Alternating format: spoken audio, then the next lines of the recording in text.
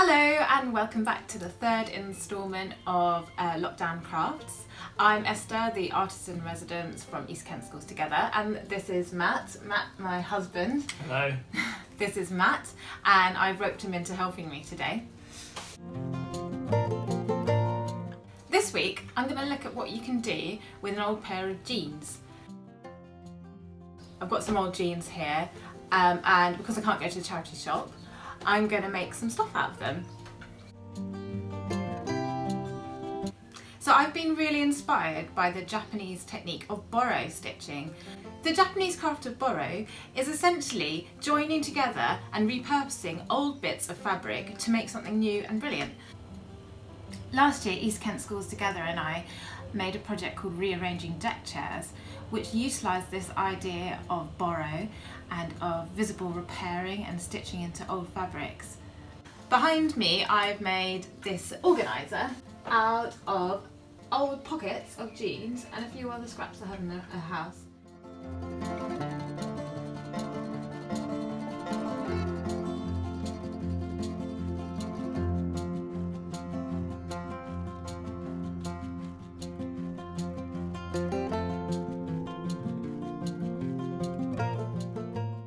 If you don't have any jeans specifically, you can use anything. So what I'm working with today is an old pair of jeans and an old tea towel, but you can use whatever you like. Now the reason why we're using this tea towel is that it's had a checkered history. Here we have the dog bite, a bleach stain and a burn. Actually it's got all these really handy squares on it, so quite a good guideline for us. Perfect. Now from the garden I've grabbed a bit of bamboo, which I'm going to cut to size, and that will be our hanger. On this one I've used a hanger which works really nicely too. So I'm going to ask Matt to help me with the cutting out now. Brilliant. We're going to cut out pockets and elements from the jeans that are might be useful. So you can see in the one behind me I've used pockets from the back and from the front, but also belt loops are very exciting. So I'm going to set Matt to work on these. He's going to find interesting elements to cut up, and I'm going to work on my ones that I started on last week. So how much space shall I leave as I cut out the pocket? Oh, that's a really good question actually. Actually, I just cut it right off and just cut really closely in. Can you see here?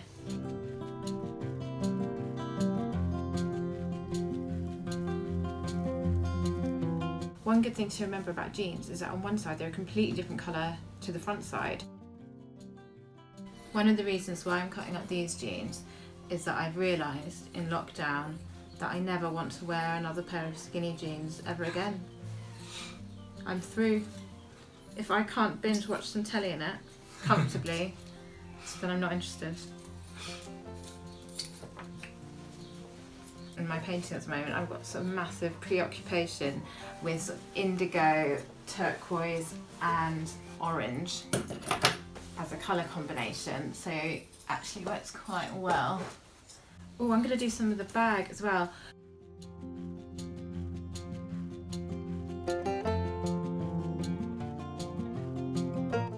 So how neat do I have to be when I'm cutting? Well, what is good is with denim is it's sort of stylistic to have a slightly frayed hem. So if you've done a line that you're not quite, if you think that doesn't look as neat as it can be, then I would suggest actually roughing up on purpose. This week is not quite so step by step as the other week, because I think it's nice to be able to be a bit more creative with craft sometimes. You know, you're not just following things step by step.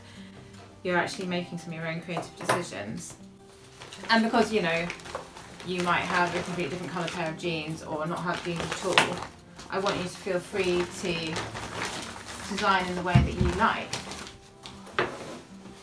Or you can see how those two colours go really beautifully. And then I'm just going to offset that with a bit of old fabric. This is what I was decorating our car with. And I love the way those colours work together, so I'm going to go in there. And then just do a bit of an accent colour. But again, if you don't have it, don't worry. Oh, this is a really good tip if you want a sort of frayed edge. A little nick at the top and quite a hearty rip. Very satisfying. And you get a really beautiful frayed edge there. And sometimes it's easier one way than the other. You found the way. It's such a good Great. sound, isn't it? Yes. Right, so I'm just going to show you, before we start to lay out, ways of distressing your jeans. So I taught Matt how to rip the fabric to create this frayed edge, but you can get a neater frayed edge by simply just pulling away at one of the edges repeatedly, and you can actually make a bit of a tassel with that. And you can go on for ages and ages and make one of the tassels that I've put on the bottom of that. So here's one I prepared earlier. Brush that out, and then if you want to make a tassel, you just roll that up, and then you just pop a bit of glue on the end, or you stitch it if you haven't got any glue. That looks great. I know, it's fun, isn't it? Or you could use one of your tassels from last week, actually. And then when that's holding, give it another brush. This is the dog brush, which never gets used to actually brush the dog. Yeah. So there's the tassel. If your jeans already have holes in them, then that looks really good on these. If you look at the old Japanese Boro textiles, they're really gnarly bits of fabric, lots of holes and stuff, and that's the whole point, that they weren't good enough to wear, so they ripped them apart, made something new, just like we're doing now. But if your jeans are not quite distressed enough for your particular liking, you can just go at it with a bit of sandpaper and really dig in and sort of create that, your own look. If it's not quite fast enough for you, give a few snips. There again. Okay, so we actually have quite a lot of elements now, so I think we can start sort of mapping out on our tea towel how we want it to eventually look.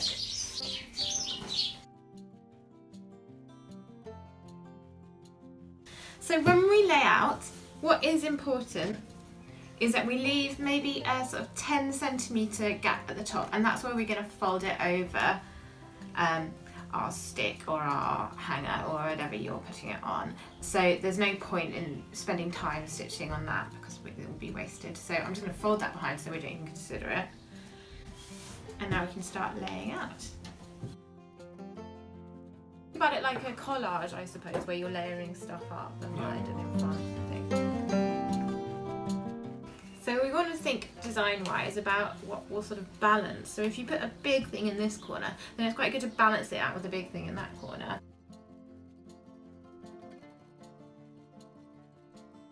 Right, so I think we're happy with our design now. You happy with that? At this stage, we want to kind of secure where it is so that we don't have to keep on remembering while we're sewing. If you have pins, then now's a good time to use them. If you don't have any pins, what I would suggest doing is taking a little photo with your phone, just so you have a sort of a visual guide to how you laid things out. Or you can just improvise as you go along. That's completely fine. I do that all the time. Matt is not a sewer at all, so I'm going to show Matt and you how to pin. So what you want to do, Matt, is let's go in and up. You don't need to absolutely cover it in pins, but it's just good if anything falls to the ground, then you know that it's going to survive. Perfect. So like I was saying with the layouts, how if you have a pocket in one corner, it's good to have a pocket in another corner, or two big things on opposite sides. That also works quite well with colour. Right, so that's all, I think that's all pinned in place. Oh, we've got a bit wonky. The main bit! We forgot the main bit. Okay, right. So there's two ways we can go about the next bit. If you have a sewing machine, then please feel free to use it. I have one, but I actually much prefer hand sewing, so I'm going to do that. And I'm also aware that a lot of you won't have sewing machines. And of course, traditionally, Boro work would have been hand stitched. So I'm going to give Matt his first ever sewing instructions. Fantastic. So you will need some thread. Any colour will do. I've got quite a lot, so I'm going to go with grey, and Matt's got an orange. So here we go. Now, the mistake a lot of people do is to get too much thread off. And there's a general rule of thumb that if you grab a bit in your right hand, or your left hand if you're left-handed, stretch it out, and your hand to your heart is the optimum length for a bit of thread, because it means you're never going to have more than an arm's width. So we're going to thread up.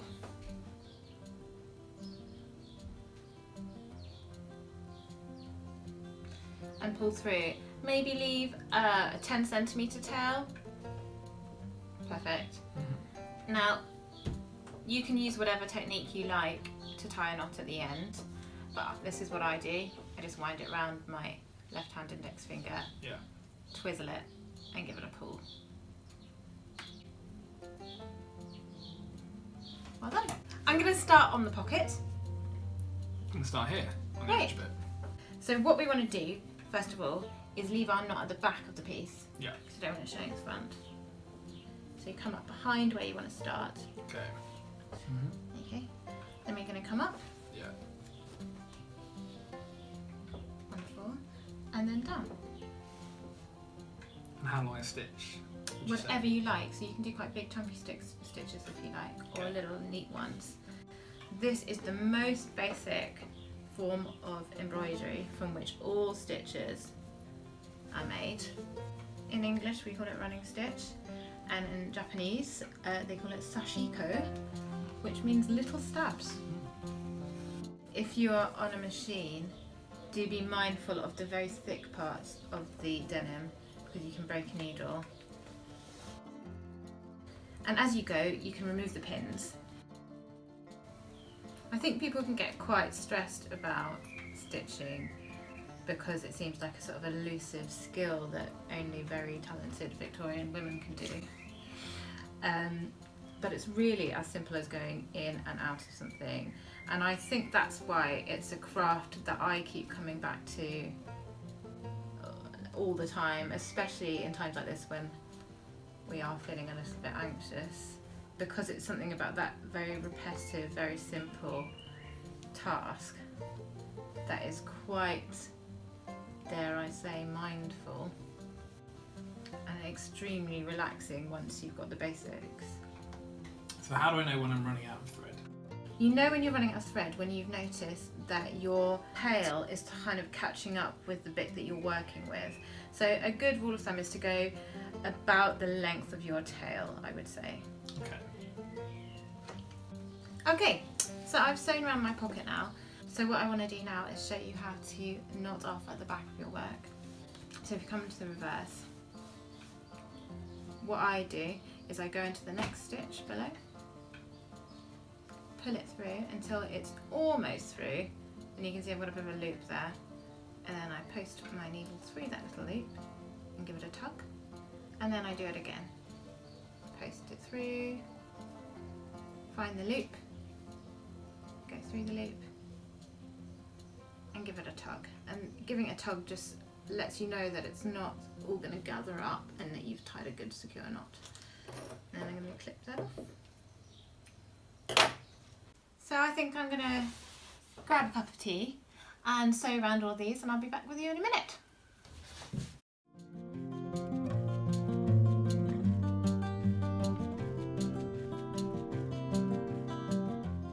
Right, so I've stitched all of those down now. I'm pretty happy with the layout. Yeah, everything's good. So you can see that we've got our pockets that came right off the jeans here, which are good to go. And then the pockets that we created just by not stitching along the top, they're very good. A little mini one here. And our belt loops, which are going to hold stuff. We have here our little bit rustic stick from the garden. So I'm going to send my responsible adult, Matthew, here off into the garden to saw that off for me while I show you how to stitch the top. Okay. Thanks, Matt. We left a 10 centimetre gap at the top when we were doing our layout. So now that we have that, I'm going to just sort of fold it ish in half, if you can see on the back there, leaving enough space to put our stick through. And I'm just going to use that running stitch, that sashiko running stitch that I showed you how to do before, to create that channel, leaving, I don't know, That's probably about 3 centimetres at the top there.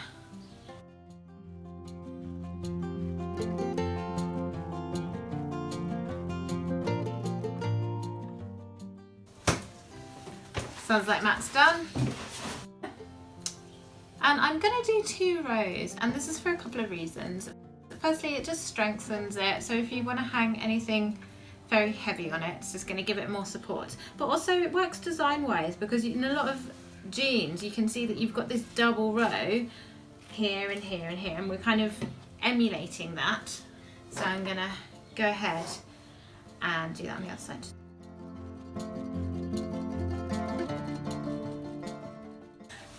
And I'm just going to knot off in the back there.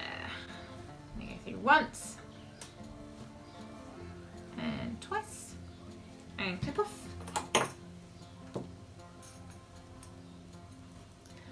Now, Matt, do you want to do the honours and see if that stick will go through?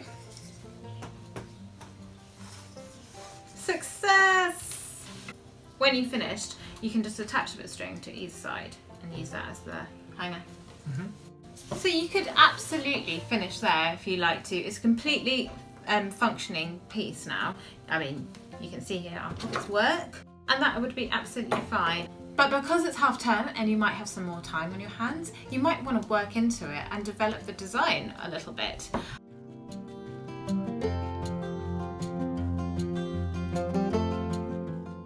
So I've been stitching away at this for a week and I'm pretty happy with it. Design wise, I've played around with this idea of the checks in the background and the tea towel, and I've sort of copied that on the pockets. I've worked with the orange from the plastic bag and picked up the black from the tea towels and added in elements of grey from the checks in the tea towels. And on the back, I've made particularly good use of our Aldi bag. So what's left for me to do now is to put the rod in that Matt cut.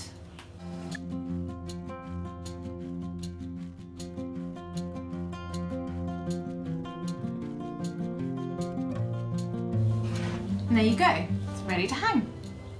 Thank you for stitching along with me. I really hope to see some of your work. See the East Kent Schools website for the worksheet. Goodbye!